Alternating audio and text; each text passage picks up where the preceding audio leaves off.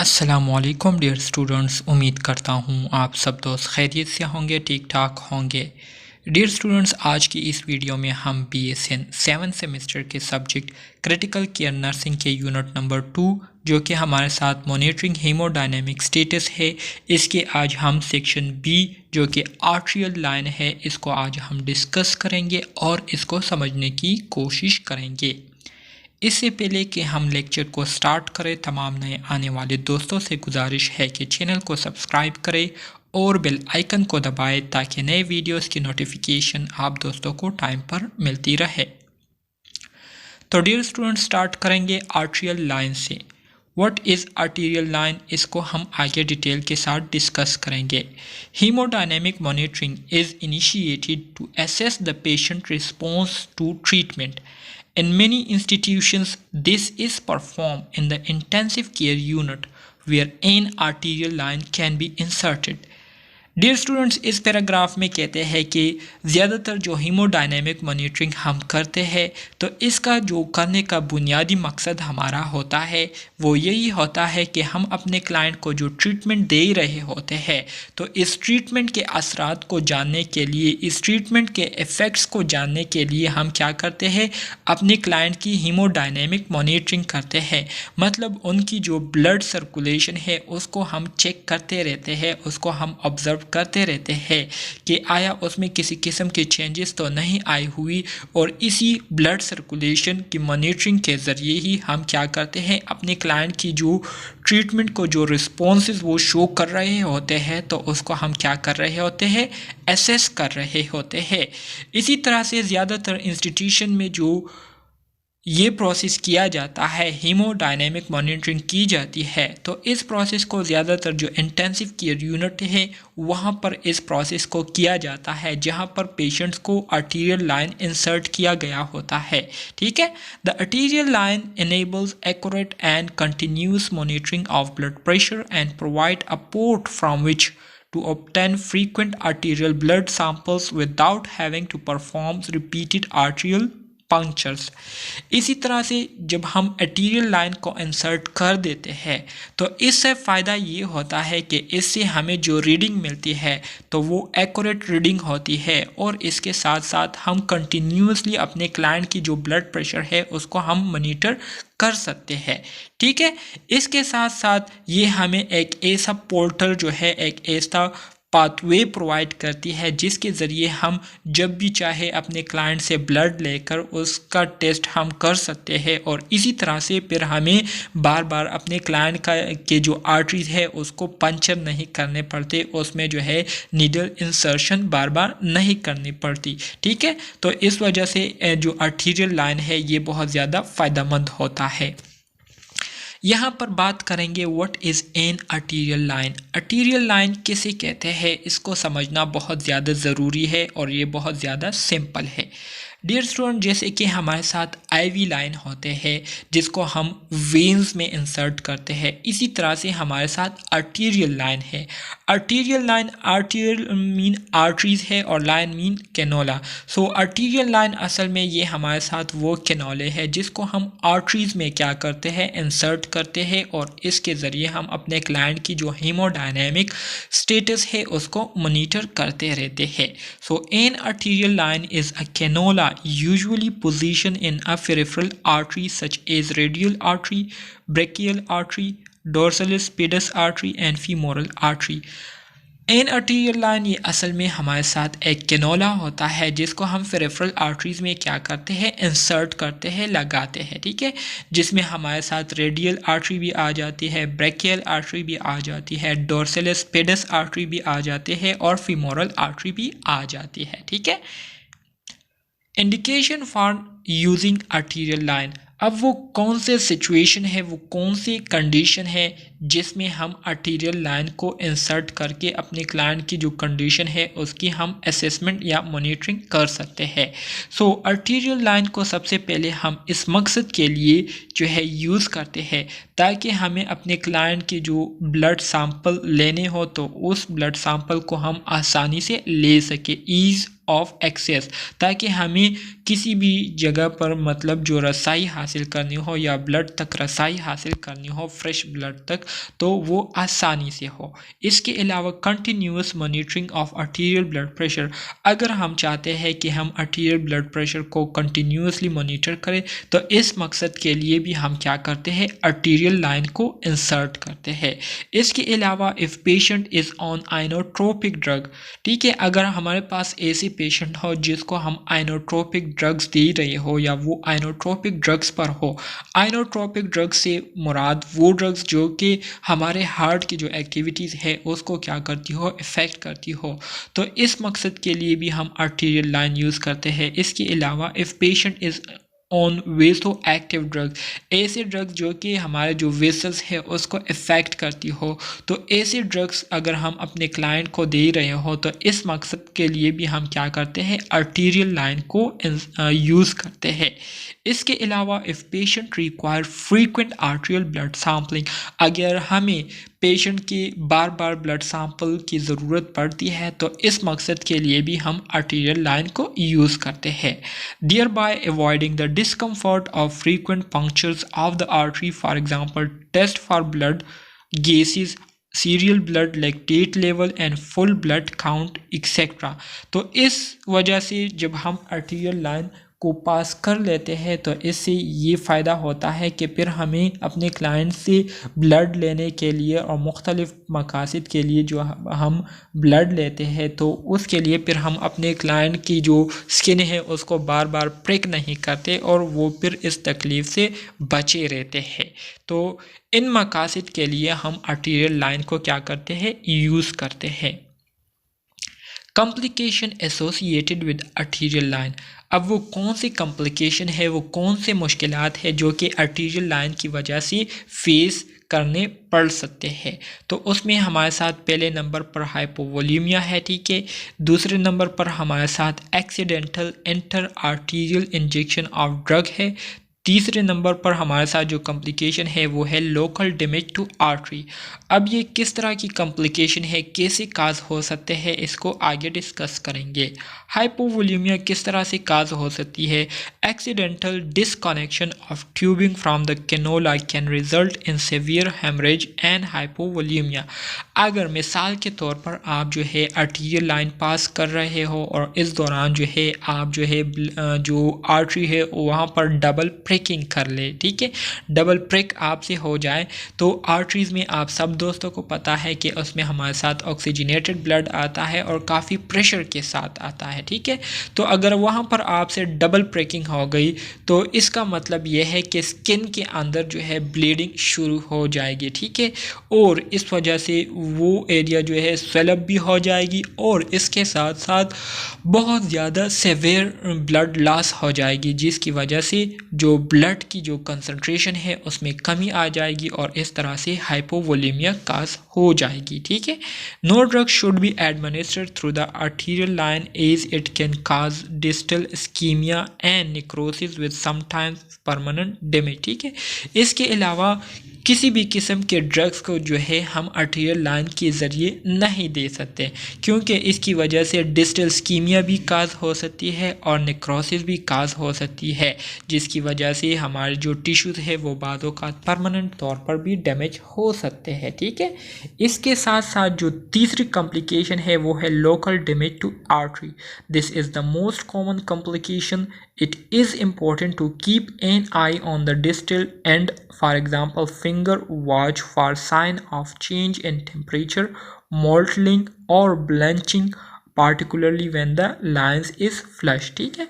कहते हैं कि जो लोकल डैमेज टू आर्टरी है तो ये सबसे कॉमन ज़्यादातर जो केसेस हमें देखने को मिलते हैं तो वो यही लोकल डैमेज टू आर्टरी होता है। तो इसलिए बहुत ज़्यादा इम्पोर्टेंट है कि जब भी हम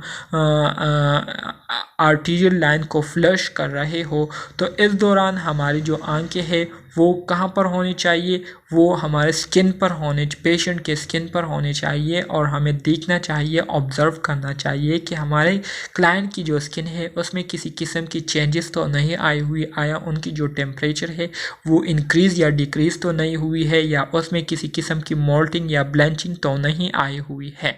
तो इसलिए जब भी हम फ्लश करें आर्टीरियल लाइन को तो इस दौरान जो है हम अपने क्लाइंट की जो कंडीशन है स्किन की उसको हम लाजमी तौर पर क्या करें, ऑब्ज़र्व करें। जैसे कि आप इस डायग्राम में देख सकते हैं, ठीक है, आर्टीरियल लाइन इन पेशेंट को जो है पास किया जा रहा है, आप देख सकते हैं डायग्राम में। मज़ीद आगे बढ़ते हैं डियर स्टूडेंट्स, ये हमारे साथ वो इंस्ट्रूमेंट है जिसके ज़रिए हम आर्टीरियल लाइन को पास करते हैं और आर्टीरियल लाइन के दौरान हमारे साथ जो इंस्ट्रूमेंट यूज़ होते हैं तो वो ये है, ठीक है, जिसमें ट्रांसड्यूसर हो गया, ठीक है, इसी तरह से आर्टीरियल लाइन ट्यूबिंग हो गई, ये प्रेशर गेज है जिसके ज़रिए जो आर्टरीज़ में ब्लड जा रहा होता है तो उसके प्रेशर को हम क्या कर रहे होते हैं, मेजर कर रहे होते हैं। और ये हमारे साथ मॉनिटर होता है जिसमें हम प्रेशर को बाय रीडिंग क्या कर रहे होते हैं, देख रहे होते हैं, ठीक है। सो इस दौरान नर्सिस का किरदार क्या होता है, नर्सिस के रोल के हवाले से अब हम बात करेंगे। So a major role of the nurse is monitoring the patient haemodynamic and cardiac status. Arterial line and electrocardiographic monitoring equipment must be maintained and functioning properly. So, haemodynamic monitoring या arterial line के दौरान nurses का जो बुनियादी role होता है वो यही होता है कि नर्सिस जो है वो क्या करे, वो अपने पेशेंट की जो हीमोडायनेमिक और कार्डियक स्टेटस है उसको मुसलसल जो है वो मॉनिटर करते रहे, और इसके साथ साथ जो आर्टीरियल लाइन और इलेक्ट्रोकार्डियोग्राफिक मॉनिटरिंग के जो इक्विपमेंट है वो भी मेंटेन हो और वो प्रॉपरली काम करते हो। ये ना हो कि प्रैक्टिस के दौरान जो है वो काम करना छोड़ दे या उसमें किसी किस्म की ख़राबी आ जाए तो इससे बहुत बड़े मसले पैदा हो सकते हैं। सो नर्सिस का जो बुनियादी रोल है आर्टीरियल लाइन के दौरान या हीमोडायनेमिक मॉनिटरिंग के दौरान वो ये है कि वो अपने क्लाइंट की जो हीमोडायनेमिक और कार्डियक स्टेटस है, कंडीशन है, उसको कंटिन्यूसली मॉनिटर करेंगे, और इसके साथ जो आर्टीरियल और इलेक्ट्रोकार्डियोग्राफिक मॉनिटरिंग के लिए जो इक्विपमेंट दरकार होते हैं तो उसको मेंटेन रखेंगे और उसके फंक्शन को प्रॉपर रखेंगे। Changes in haemodynamic, cardiac and pulmonary status are documented and reported properly, ठीक है। इसी तरह से अगर इस दौरान हीमोडायनेमिक सर्कुलेशन में किसी किस्म की चेंजेस आ जाए, कार्डियक फंक्शन में चेंजेस आ जाए या पल्मोनरी स्टेटस में किसी किस्म की एबनॉर्मल चेंजेस आ जाए तो उस चेंजेस को आपने उसी वक्त जो है डॉक्यूमेंट में रिकॉर्ड कर देना है, और इसके साथ साथ अपने जो टीम मेंबर है उनको जो है इस चेंजेस से आगाह कर लेना है, ठीक है। The arterial wave form, arterial wave form किसे कहते हैं? Arterial wave form reflect the pressure generate in the arteries following ventricular contraction and can be described as having peak systolic pressure, ठीक है। आर्टीरियल वेव फॉर्म असल में ये हमें हमारे आर्टरीज में जो प्रेशर प्रोड्यूस हो रहा होता है वेंट्रिकुलर कंट्रैक्शन की वजह से, वेंट्रिकल की कंट्रैक्शन की वजह से, तो ये असल में उस प्रेशर को रिफ्लेक्ट करती है, और इसको हम किस तरह से डिस्क्राइब करते हैं, इसको हम पीक सिस्टोलिक प्रेशर के नाम से क्या करते हैं, कॉल करते हैं, याद रखते हैं, ठीक है। Removal of arterial line, dear students अब हम बात करेंगे आर्टीरियल लाइन की रिमूवल के बारे में कि हम आर्टीरियल लाइन को किस तरह से रिमूव करेंगे और रिमूवल के दौरान हमें क्या करना चाहिए। This is an aseptic procedure. सबसे पहली और इम्पोर्टेंट बात जो हमारे जानने के लिए है वो ये है कि आर्टीरियल लाइन को रिमूव करना ये एक एसेप्टिक प्रोसीजर है। एसेप्टिक प्रोसीजर से मुराद ये है कि ये एक ऐसा प्रोसीजर है जिसमें हमने जितने भी काम करने होंगे तो वो in the absence of germs, मतलब बिल्कुल साफ़ सुथराई के साथ हमने करने होंगे और ऐसी हालात और ऐसे प्रॉपर स्टेप्स के साथ हमने करने होंगे कि हमारी वजह से किसी किस्म की इन्फेक्शन जो है हमारे क्लाइंट को ना लग जाए। ठीक है, सो सबसे पहली बात यह है कि आर्टीरियल लाइन को रिमूव करना ये एक एसेप्टिक प्रोसीजर है। रिमेंबर यूनिवर्सल प्रिकॉशन, हमने यूनिवर्सल प्रिकॉशन को याद रखना है। The procedure should be explain to the patient, हमने जो भी काम प्रोसीजर करने हों कि किस तरह से हमने आर्टीरियल लाइन को रिमूव करना है, क्या क्या हमने इस दौरान करना होगा, तो ये सारे प्रोसीजर हमने अपने क्लाइंट को बता देने हैं। ठीक है, इसके साथ साथ टेक ड्रेसिंग ऑफ लाइन, जो हमने ड्रेसिंग की होती है आर्टीरियल लाइन के लिए अपने पेशेंट की, तो उस ड्रेसिंग को हमने क्या करना है, रिमूव कर देना है। मतलब जो पट्टी वगैरह हमने आर्टीरियल लाइन को इंसर्ट करने के बाद की होती है उस एरिया की जहाँ पर आर्टीरियल लाइन इंसर्ट हुआ होता है, तो उसको हमने रिमूव कर देना है। फिर क्या करना है, remove arterial line ensuring that the entry site is covered with the गाज। ठीक है, फिर हमने आहिस्ता आहिस्ता आर्टीरियल लाइन को क्या करना है, रिमूव कर देना है। और इसके साथ साथ जो एंट्री साइट है जहाँ पर हमने आर्टीरियल लाइन को पास किया था, तो उसके ऊपर हमने गाज रखा हुआ हो। ठीक है, apply digital pressure for at least 5 minutes to ensure haemostasis.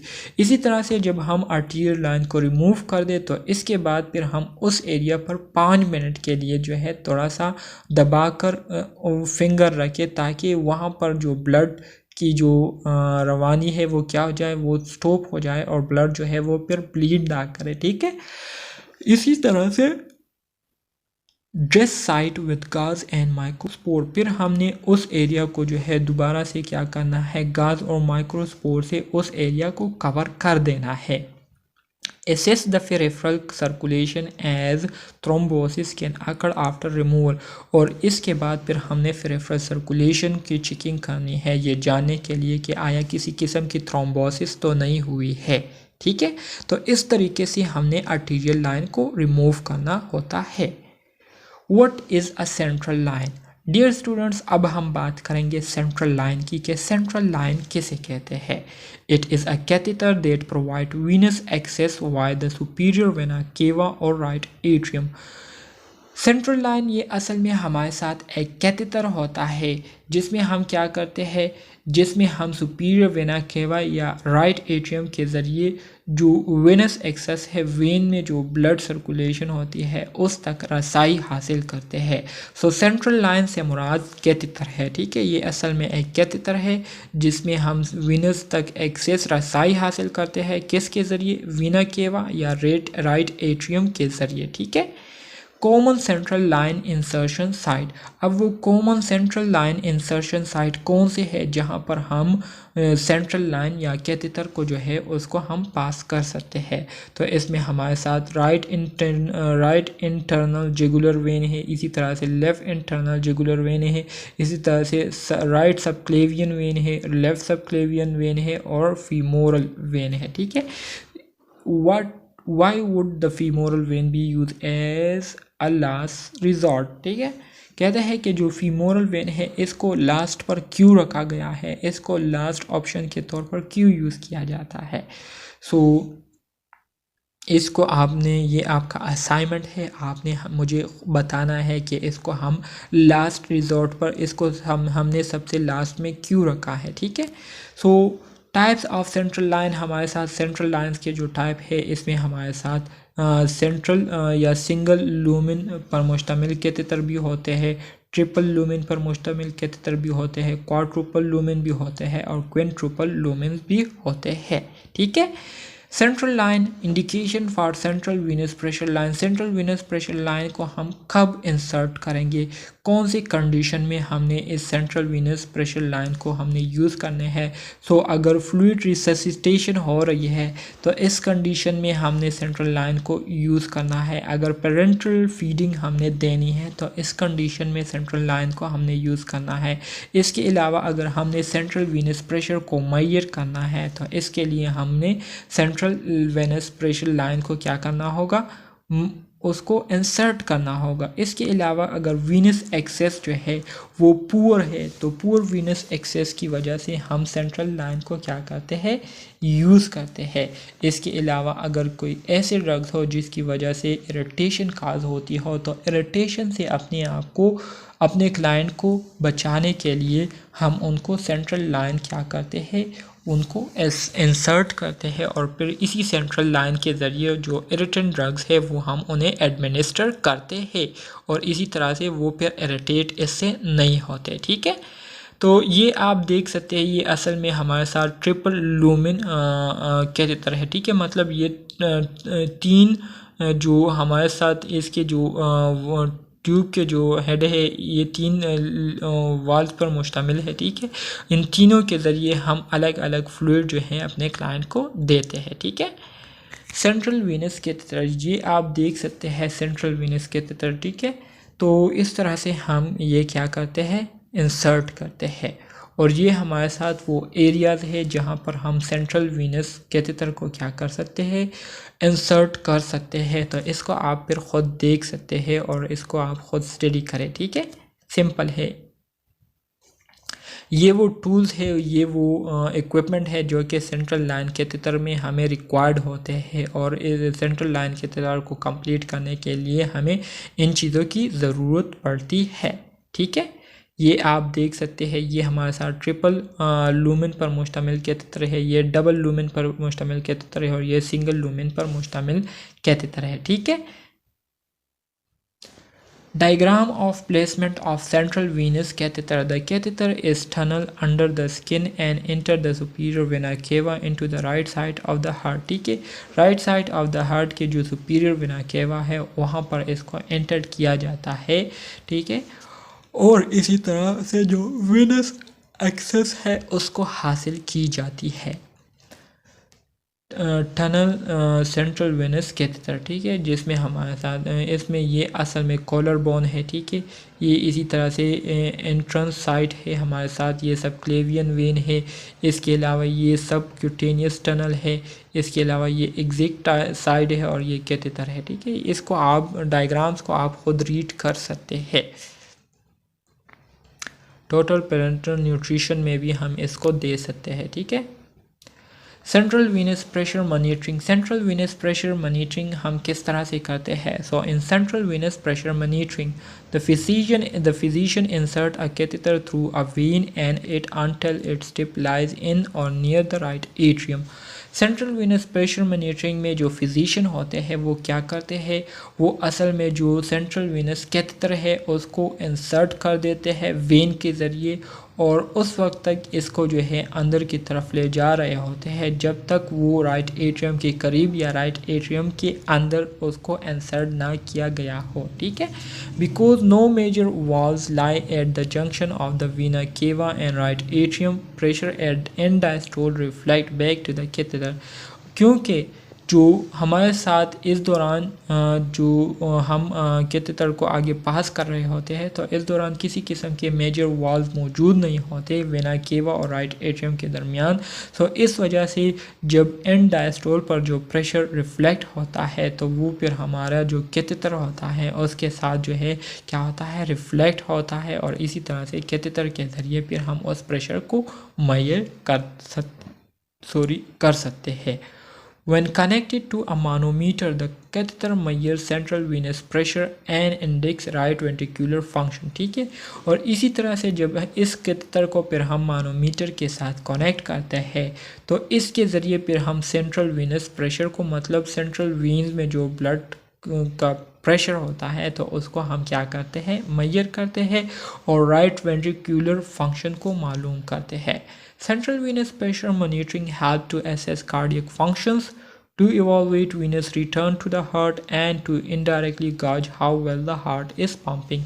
इसी तरह से central venous pressure monitoring के ज़रिए हमें ये फ़ायदा मिलता है, हमें ये एडवांटेज होती है कि इसके ज़रिए हम अपने हार्ट के जो फंक्शन है उसको भी एसेस कर सकते हैं, चेक कर सकते हैं और इसके साथ साथ हमारे हार्ट को जो वेंस के ज़रिए ब्लड बेक होती है, ब्लड फ्लो होती है वापस, तो उसकी भी हम एवाल्यूएशन जायज़ा ले सकते हैं कि वो प्रॉपर तरीके से दोबारा हार्ट को आती है या नहीं। और इसके अलावा हार्ट की जो पंपिंग सलाहियत है उसको भी हम जान सकते हैं।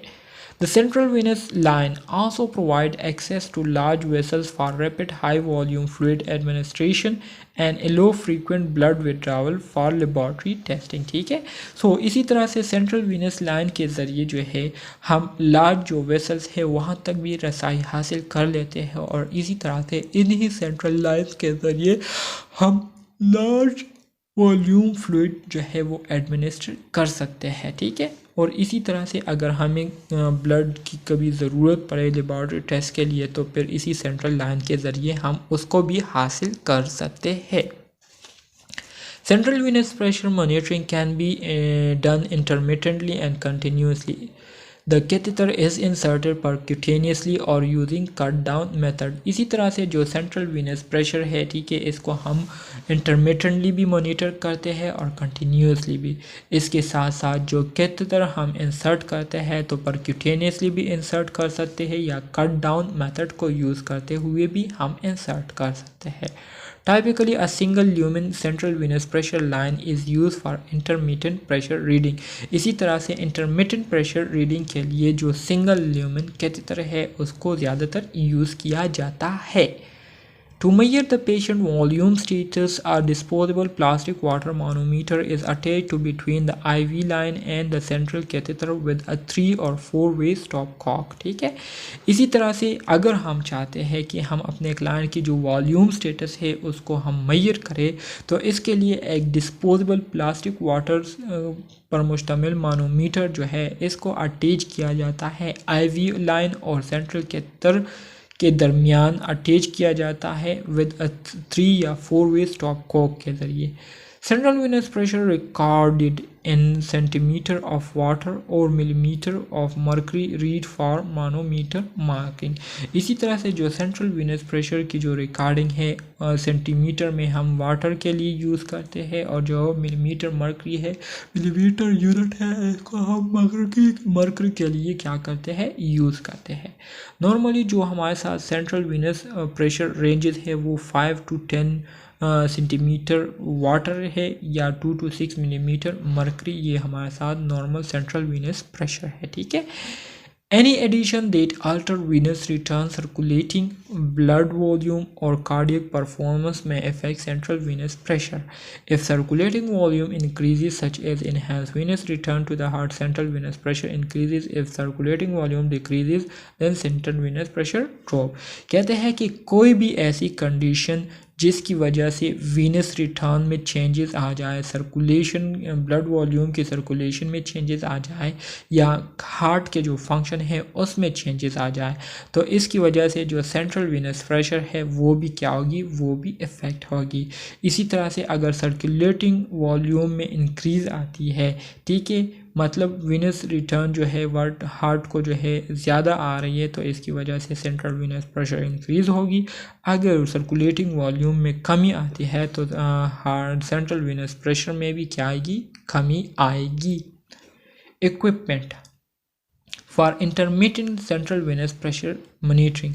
अगर हम intermittent central venous pressure monitoring कर रहे हैं तो इसके लिए हमें जिन चीज़ों की ज़रूरत होगी वो मंदरज झेल है। सबसे पहले हमें disposable central venous pressure monitor को क्या करना होगा, set levelling device. Levelling device की हमें क्या होगी, ज़रूरत होगी और उस लेवलिंग डिवाइस को हमने सेट करना होगा। ठीक है, ये क्या होता है, ये असल में हमारे साथ road form reusable central venous pressure pool holder होता है या कारपेंटर लेवल होता है या रूल होता है। ठीक है, इसके साथ साथ हमें एडिशनल स्टॉप कॉक की ज़रूरत पड़ती है। इसके अलावा एक्सटेंशन ट्यूबिंग की हमें ज़रूरत पड़ती है और इसके साथ साथ IV pole, IV solution, IV drip chamber and tubing dressing material tapes की हमें ज़रूरत पड़ती है। For continuous central venous pressure के मॉनिटरिंग के लिए हम pressure monitoring kit with disposable pressure transducer, इसके साथ साथ levelling device, bed side pressure module, continuous IV flash solution 1 unit and 1 to 2 millilitre of heparin flush solution pressure bag, ठीक है, इन चीज़ों की ज़रूरत पड़ती है। For withdrawing blood sample through the central venous line, central venous line के ज़रिए अगर हमने ब्लड को हासिल करना हो तो appropriate number of syringe for the order test के लिए हमें एक प्रॉपर अप्रोप्रिएट सिरेंज को सेलेक्ट करना होगा जो कि 5 या 10 मिलीलीटर सिरेंज होगा, ठीक है, फॉर डिस्कार्ड सैंपल के लिए। इसी तरह से using intermittent central venous line, तो इसके लिए हम syringe with normal saline solution, syringe with heparin flush solution, ठीक है, इसके लिए हम एक नॉर्मल सलाइन सोल्यूशन, एक नॉर्मल सिरेंज लेंगे जिसमें हमारे साथ सलाइन सोल्यूशन होगा और इसके साथ साथ हेपरीन फ्लश हम इसको देंगे। इसी तरह से रिमूविंग सेंट्रल वीनस कैथेटर को रिमूव करने के लिए हम स्टेराइल ग्लव्स को यूज़ करते हैं, सूचर्स रिमूव करते हैं, इसके लिए स्टेरिलाइज गैस पेड्स हम क्या करते हैं यूज़ करते हैं। इसके साथ साथ पावोडीन आयोडीन ऑइंटमेंट ड्रेसिंग टेप जो है ये क्या करते हैं यूज़ करते हैं। इम्प्लीमेंटेशन में हम क्या करते हैं, सबसे पहले नेसेसरी इक्विपमेंट को हम जमा करते हैं। इसके अलावा हमने प्रोसीजर जो है अपने क्लाइंट को क्या करना होता है बताना होता है ताकि उनकी जो एंजाइटी है वो कम हो जाए और उसकी जो खौफ है उसमें कमी आ जाए और वो रिलैक्स हो जाए। इसके साथ साथ एसेस फिजिशियन एज ही इंसर्ट द सेंट्रल वीनस के तरह हमने जो है फिजिशियन को असिस्ट करना है, ठीक है, उनको हमने हेल्प देनी है, ठीक है, क्योंकि वो सेंट्रल वीनस कैथेटर को पास कर रहे होते हैं। The procedure is similar to that use for pulmonary artery pressure monitoring except the catheter is advance only as for the superior vena cava, ठीक है। Obtaining intermittent central venous pressure reading with a water manometer. With the central venous line in place, position the patient flat. Align the base of the manometer with the previously determined zero reference point by using a leveling device. कहते हैं कि जब भी हम central venous line को place करते हैं तो इसके लिए हमने अपने पेशेंट की जो पोजीशन है उसको फ्लैट रखनी है। इसके अलावा जो मानोमीटर का बेस है उसको हमने अलाइन रखना है, सही तरह से अरेंज करना है जो कि ज़ीरो रेफरेंस पॉइंट के बराबर हो, ठीक है। सो इसके लिए हम लेवलिंग डिवाइस को यूज़ करते हैं क्योंकि central venous pressure reflect right arterial pressure, central venous pressure के ज़रिए हमें राइट आर्टेरियल प्रेशर के बारे में इंफॉर्मेशन मिलती है। सो इसके लिए ज़रूरी है कि हम जो है राइट एट्रियम के बराबर इस सेंट्रल वीनस लाइन को करें ताकि किसी किस्म की गलती हमें रीडिंग में ना हो। To find the right atrium locate the four intercostal space at the maxillary line. इसके अलावा अगर आपने जो है राइट एट्रियम को फाइंड आउट करना है तो इसके लिए जो है आपने फोर्थ इंटरकोस्टल स्पेस को क्या करना है लोकेट करना है, ठीक है। Mark the appropriate place of the patient chest so that all subsequent recording will be made using the same location, ठीक है। फिर क्या करना है, if the patient can't tolerate the flat position place him in semi follower position. अगर patient जो है वो फ्लैट पोजीशन को बर्दाश्त नहीं कर पा रहा या फ्लैट पोजीशन में वो कंफर्टेबल नहीं है तो हमने फिर उनको सेमी फॉलोअर पोजीशन में कर देना है। When the head of the bed is elevated, the phlebistotic axis remain constant but the mid axillary line changes. इसी तरह से जब हम बेड के हेड को एलिवेट कर दे ऊपर करें तो इससे जो फ्लेबोस्टेटिक एक्सिस है वो कांस्टेंट ही रहेगा लेकिन जो मिड एक्सिलरी लाइन है उसमें तब्दीली आएगी। Use the same degree of elevation for our subsequent measure. Attach the water manometer to an IV pole or place it next to the patient chest. Make sure zero reference point is level with the right atrium, ठीक है। Measuring central venous pressure with a water manometer. Water manometer के ज़रिए हम किस तरह से central venous pressure को measure करेंगे। To ensure accurate central venous pressure reading make sure the manometer base is aligned with the patient right atrium. अगर हम चाहते हैं कि जो सेंट्रल वीनस प्रेशर है इसकी हमें सही रीडिंग मिले, तो इसके लिए हम मानोमीटर का जो बेस है उसको हम राइट एट्रियम, पेशेंट के जो राइट एट्रियम में है उसके बराबर लाएंगी। The manometer set usually contain a leveling rod to allow you to determine this quickly, ठीक है। After adjusting the manometer position, examine the typical three-way stopcock। जब हम मानोमीटर को एडजस्ट कर लेंगे तो इसके बाद हमने जो थ्री-वे stopcock है उसको मालूम करना है। By turning it to any position show at right, you can control the direction of fluid flow. Four-way stopcock are also available। तो जैसे कि आप देख सकते हैं कि अगर आपके पास जो फोर वे स्टॉपकॉक है वो ऐसी कंडीशन में है, तो ऐसी कंडीशन में इसका मतलब ये है कि जितने भी हमारे साथ ओपनिंग है, ऑल ओपनिंग ब्लॉक, तमाम ओपनिंग जो है, जो रास्ते हैं वो क्या होंगे, ब्लॉक होंगे। किसी भी डायरेक्शन में फ्लो जो है, फ्लूइड फ्लो नहीं होंगे, ठीक है। अगर आपके पास जो स्टॉप कॉक है वो इस पोजीशन में है तो इसका मतलब ये है कि जो फ्लो हो रही है तो मानोमीटर टू पेशेंट, मानोमीटर से फ्लो हो रही है पेशेंट की तरफ, ठीक है।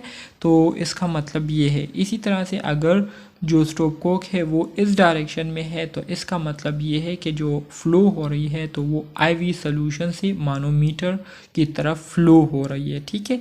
इसी तरह से अगर ऐसी कंडीशन में आपके पास जो है वो हो, ठीक है, स्टॉपकॉक हो, तो इसका मतलब ये है कि आईवी सॉल्यूशन जो है ये पेशेंट की तरफ जा रही है, ठीक है, पेशेंट को डिलीवर हो रही है।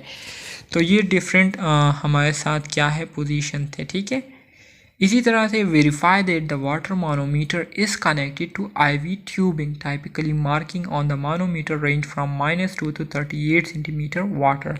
इसी तरह से हमने इस बात की भी यकीन दहानी करनी है कि जो वाटर मानोमीटर है वो आईवी ट्यूबिंग के साथ उसकी कनेक्शन हुई हो, और इसी तरह से जो हमारे साथ मानोमीटर की रेंजेस होती है वाटर मानोमीटर की, तो वो -2 से लेकर 38 सेंटीमीटर होती है। However, manufacturer marking may differ, so be sure to read the directions before setting up the manometer and obtaining reading. Turn the stopcock off to the patient and slowly fill the manometer with IV solution until the fluid level is 10 to 20 centimeter water higher than the patient expected central venous pressure value. Don't overfill the tube because fluid that spill over the top can become a source of contamination। इसके अलावा हमने जो tube है उसको बहुत ज़्यादा fill नहीं करना है, क्योंकि उससे बाहर अगर वो फ्लूइड आएगा तो इसकी वजह से भी कंटेमिनेशन हो सकती है और इन्फेक्शन जो है पेशेंट को लग सकता है। Turn the stopcock off to the IV solution and open the patient, ठीक है। हमने stopcock को ऑफ कर देना है IV solution की तरफ और पेशेंट की तरफ उसको हमने ओपन कर देना है। So the fluid level in the manometer will drop, तो फ्लूइड लेवल जो है मानोमीटर में वो आहिस्ता आहिस्ता नीचे की तरफ आना शुरू हो जाएगा। When the fluid level comes to rest, it will fluctuate slightly with respiration। इसी तरह से जब फ्लूइड लेवल जो है वो नीचे आते आते रुक जाए तो ये फिर जो है रिस्पायरेशन के साथ इसमें थोड़ी थोड़ी जो है वो चेंजेस आपको देखने को मिलेगी। Expect it to drop during inspiration and to raise during expiration।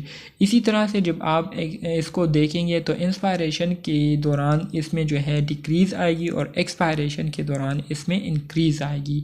So record central venous pressure at end of expiration. So हमने एक्सपायरेशन के एंड पर सेंट्रल वीनस प्रेशर को रिकॉर्ड करना होगा। When intrathoracic pressure has negligible effect depending on the type of water manometer use, note the value। After you have obtained central venous pressure value, turn the stopcock to resume the IV solution, adjust the IV drip rate as required and place the patient in a comfortable position। Removing a central venous line. Central venous line को किस तरह से remove करना है? You may assess the physician in removing a central venous line. जब भी central venous line को physician remove करेगा तो हमने एज अ नर्स जो है उनको एसेस करना है, उनकी हमने हेल्प करनी है। If the head of the bed is elevated, minimise the risk of air embolism during catheter removal, for instance by placing the patient in Trendelenburg position if the line was inserted using a superior approach. If he can't tolerate this position, so position him flat. ठीक है, अगर वो इस position ट्रेंडेलेंबर्ग position को tolerate नहीं करते तो फिर हमने अपने पेशेंट को फ्लैट ही रखना है. Turn the patient head to the side opposite the catheter insertion site. ठीक है, the physician remove the dressing and expose the insertion site. इसी तरह से if suture are in place he remove them carefully. अगर suture जो है अगर टांके दिए हो तो टांके जो है फिजिशियन उसको बासानी क्या करेगा, क्लियरफुली रिमूव करेगा और इसी तरह से IV सोल्यूशन को वो ऑफ कर देंगे. The physician pull the catheter out in a slow smooth motion and then apply pressure to the insertion site. ठीक है, clean the insertion site, apply iodine ointment and cover it with a dressing as order. इसके अलावा assess the patient for sign of respiratory distress which may indicate an ear embolism. इसके अलावा जब हम सब कुछ कर लेंगे तो इसके बाद फिर हमने अपने पेशेंट की चेकिंग करनी है ये देखने के लिए कि आया किसी वजह से रिस्पायरेटरी डिस्ट्रेस तो नहीं काज हुआ है जिसकी वजह से हमें ईयर एम्बोलिज्म का पता चलता है. स्पेशल कंसिडरेशन में हमने क्या करनी है, as order arrange for daily chest X-ray to check catheter replacement, care for insertion site according to your faculty policy. Typically you will change the dressing every 24 to 48 hours. Be sure to wash your hands before performing dressing changes and to use aseptic techniques and sterile glove when redressing the site. ठीक है, when removing the old dressing observe for sign of infections such as redness and note any patient complaint of tenderness. ठीक है, जब भी हम old dressing को remove करेंगे तो इस दौरान हम इन्फेक्शन के साइंस को देखें जैसे कि रेडनेस हो गया और इसी दौरान अगर पेशेंट हमें कोई कंप्लेन करते हैं तो उसको हमने क्या करना है, नोट डाउन करना है. फिर हमने उस पर ऑइंटमेंट को लगा देना है और फिर उसको हमने कवर कर देना है स्टेराइल गैस के ज़रिए. After the initial central venous pressure reading, re-evaluate reading frequently to establish baseline for the patient. Authorities recommended obtainable reading is 15 to 30 and 60-minute interval to establish baseline. इसके अलावा जो दूसरे complication आ सकते हैं वो है complication of central venous pressure monitoring include निमोथोरैक्स जो है ये काज हो सकता है, सेप्सिस काज हो सकती है, थ्रोम्बस काज हो सकता है एंड वेसल और एडजस्टमेंट ऑर्गन पंचर ये काज हो सकता है. डॉक्यूमेंटेशन में हमने document all dressing tubing and solution changes, document the patient tolerance of the procedure, the date and time of catheter removal कि किस डेट और किस टाइम आपने कैथेटर को रिमूव किया था और टाइप ऑफ ड्रेसिंग आपने किस तरह की थी, note the condition of the catheter insertion site की कंडीशन जो है हमने नोट करनी है. ठीक है, और इसी तरह से एनी कॉम्प्लिकेशन और एक्शन टेकन उसको आपने नोट डाउन कर देना है. तो डियर स्टूडेंट्स ये था हमारे साथ BSN 7 सेमेस्टर के सब्जेक्ट क्रिटिकल केयर नर्सिंग के यूनिट नंबर 2 के सेक्शन B जो कि आर्टीरियल लाइन था उसको हमने आज डिस्कस कर लिया है. उम्मीद करता हूँ आपको इसकी समझ आ गई होगी. अगर फिर भी कोई क्वेश्चन है, कोई कन्फ्यूजन है तो कमेंट बॉक्स में आप पूछ सकते हैं. मिलते हैं नेक्स्ट यूनिट में, तब तक के लिए अल्लाह हाफिज़.